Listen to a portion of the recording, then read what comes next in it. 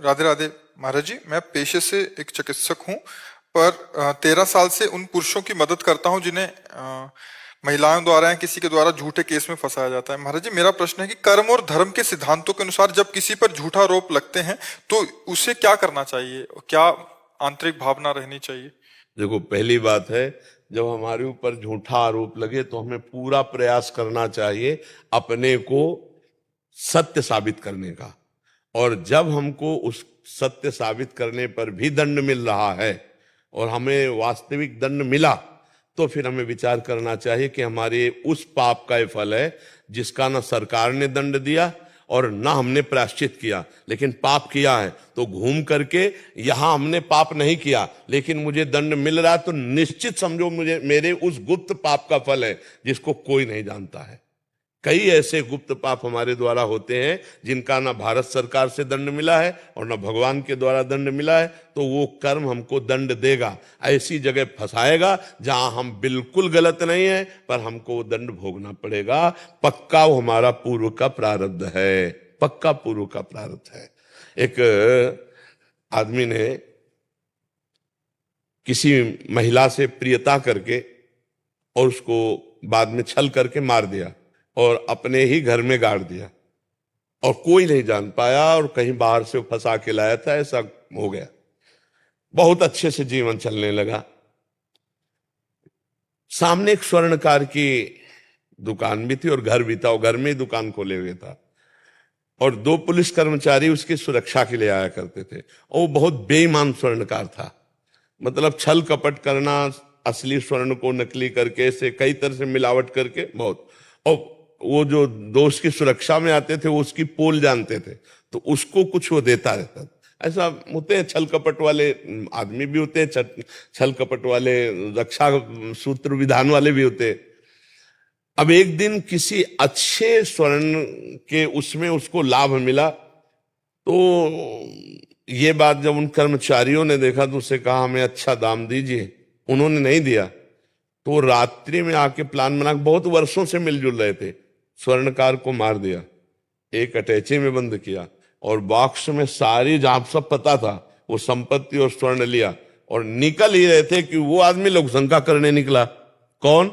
जो बहुत पहले, कई वर्ष पहले किसी महिला को लाकर ऐसा अत्याचार करके मार के और अभी तक बिल्कुल फ्रेश था। उसने देखा, उसने कहा ये क्या तुम 2 बाक्स लिए हो, इसका मतलब? तो उन जो सरकारी कर्मचारी थे उन्होंने कहा देखो, अब तुम तो देख लियो, तुम कुछ हिसाब किताब हमसे ले लो और जाओ अपने घर। तो उसने कहा आप गलती नहीं करूंगा, मतलब अंदर से निकला उसके कि पीछे जो गलती हो गई अब गलती नहीं करूंगा। उसने कहा 1 पैसा नहीं लूंगा, ये बात हम। तो उसने कहा देखो, हम लोगों के हथकंडे बहुत होते हैं, अभी हमारी बात मान जाओ नहीं तो हम 2 मिनट में फंसा देंगे। तो उनका बिल्कुल नहीं, हम नहीं, बिल्कुल राजी नहीं होंगे, तुम गलत कर रहे हो। और उसको ये पता नहीं क्यों मार के ले आए। दोनों बाक्स रख दिए और दोनों पकड़ लिए, हल्ला मचाने लगे। अब वहां लोग इकट्ठे हुए, बोले पता नहीं है 2 बाक्स लेकर कहां जा, जो खोला तो अरे बोले देखो स्वर्णकार को मार के उसकी धन संपत्ति, उसके ऊपर पूरा ब्लेम लगा दिया। अब वो जब कई वर्ष मुकदमा चलता है तब सजा होती है, तो जब सजा देने का नंबर आया तो रो करके बोला जज से कि किसी भी तरह से मैं इस केस में कहीं भी कुछ भी नहीं किया, मैं लघु शंका के लिए निकल रहा था, बस देखा इन लोगों ने ऐसा ऐसा ऐसा। कई वर्ष रुपया पैसा लगा, बहुत परेशान।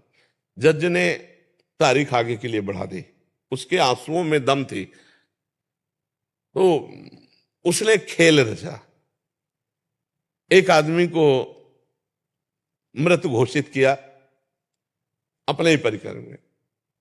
वो मरा नहीं था और कहा कि अपने ही लोगों द्वारा इसका अंतिम संस्कार किया जाए। उसको भी बुलवाया और उन कर्मचारियों को भी बुलवाया और कुछ देर सब साथ गए। फिर जब वो 2 अलग बैठे हुए, उसको संस्कार स्थान में ले गए, अलग अलग सब बैठ गए, तो दोनों जो सरकारी कर्मचारी थे वो गए, उससे कहा देखा जिंदगी भर काटेगा जेल, और ऐसे पैसे ले लेते ना तो तू भी और जज जो है उसके यहां शरीर में वो यंत्र लगा दिया जिससे वो डायरेक्ट सुन सके। तो उसने कहा चाहे मार डाला जाऊं, अब भी चाहे नरक जाऊं, चाहे जितना कष्ट मिले, अब मैं झूठ नहीं बोलूंगा, मैंने गलती जो की। फिर वो चुप हो गया। अब वो बार बार उसके अंदर पाप निकल रहा है, उसका भी मैं अब गलती नहीं करूंगा।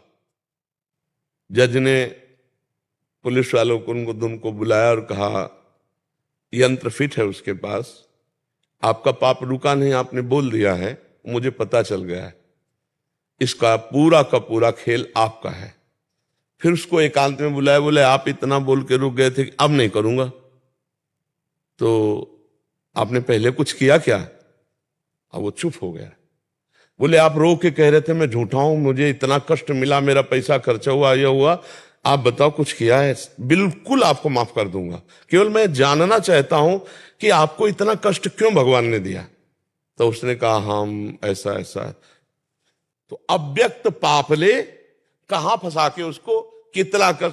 जज ने कहा कि जाओ, इतना ही तुम्हारा प्रायश्चित, अब आगे भगवान जो तुम्हें दंड दे, लेकिन ये दंड। तो हम लोग जो झूठी जगह में दंड भोगते हैं, यदि हमारे सफाई पेश करने पर और हम फंस गए, हमारी सफाई नहीं मानी जाती, तो पक्का आप समझ लीजिए कि 100% कोई ना कोई हमारा पाप जिसका हमने भोग नहीं भोगा, जिसका हमने कोई प्रायश्चित नहीं किया, और वो पाप जो हमारा पीछे पड़ा है, वो आकर हमको दंड दिया। ये हम आपको सत्य बात कहते हैं।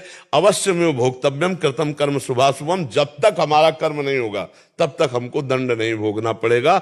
ऐसे बहुत से पाप अपने लोगों से हो जाते हैं जो गुप्त रूप से पड़े रहते हैं और हम उनका कोई प्रायश्चित नहीं करते। भ्रूण हत्या, गर्भ हत्या, व्यभिचार, कई ऐसे पाप पड़े होते हैं हमारे जीवन में जो हमारे अगला समय आने पर निर्दोष अवस्था में हमको दंड दे देते हैं, हमें फंसा देते हैं।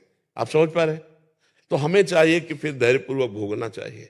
गुरुजी मैं इन्हीं लोगों पे, इन्हीं की हेल्प करता हूँ, इन्हीं का। अच्छी बात है, अच्छी बात है, अच्छी बात है। अगर निर्दोष को बचा सके अच्छी बात है, लेकिन अगर वो भोगला है तो आप बचा भी नहीं पाएंगे, फंस जाएंगे। नहीं फंस जाते? सबको तो नहीं बचा पाते होंगे, है? हाँ, उनका भोग है तो फिर उनको भोगना पड़ेगा। आप चाहे जितना उनको निर्दोष साबित करें, अवश्य में भोक्तव्यम कृतम कर्म शुभाशुभम।